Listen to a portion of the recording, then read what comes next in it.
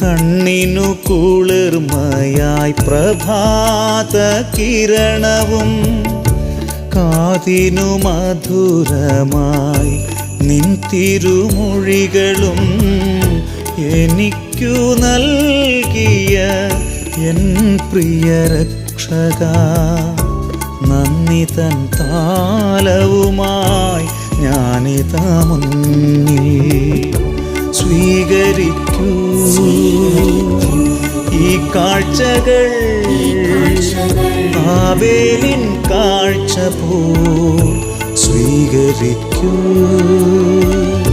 സ്വീകരിക്കൂ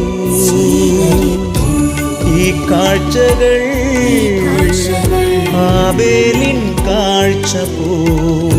സ്വീകരിക്കൂ.